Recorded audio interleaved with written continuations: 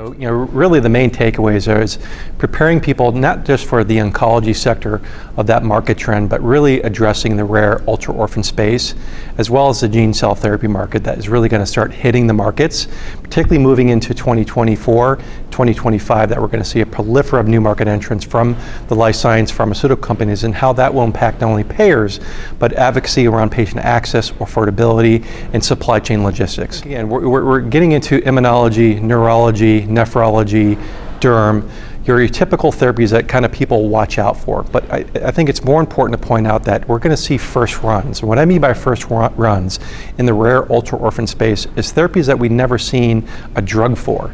So again, the affordability and access to these type of therapies, besides how do we patient journey map thing and grab the appropriate information, meaning data, along the patient journey mapping with these members, is going to be brand new for everybody. So really understanding what these drugs are coming out to market with indication, and the amount of forecasting we can do for revenue forecasting, volume uptake of patient eligibility, and how will payers react to the reimbursement landscape of these really unique therapies coming out.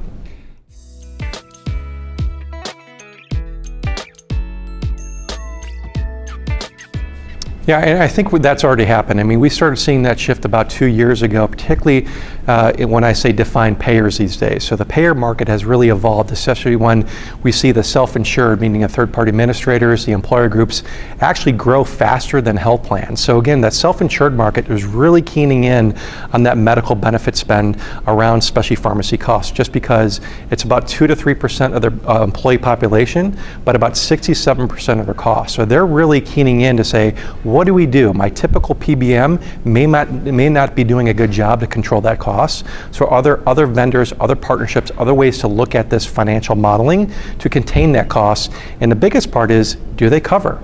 We're seeing different models out there that they're just offering alternative funding programs through the pharma relations and other vendor management to offer these type of programs and not cover these drugs at all.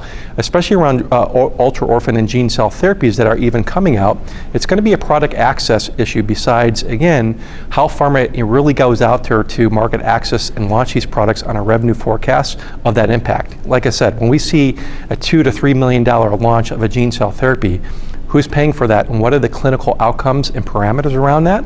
Logistically, who's going to pay for what?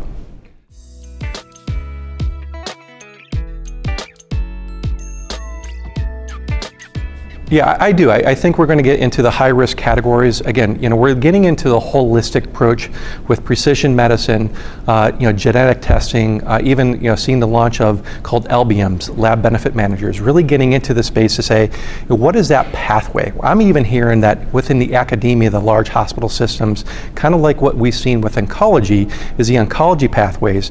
They're actually thinking about developing those and extending those pathways into other therapeutical areas in rare disease, actually creating pathways of care, creating pathways of product selection to say, this is the right path based on the diagnostic, the genetic makeup of our holistic approach of managing not just the illness, but the patient overall, and what makes sense, because again, the issue with these type of drugs is lack of information, lack of data.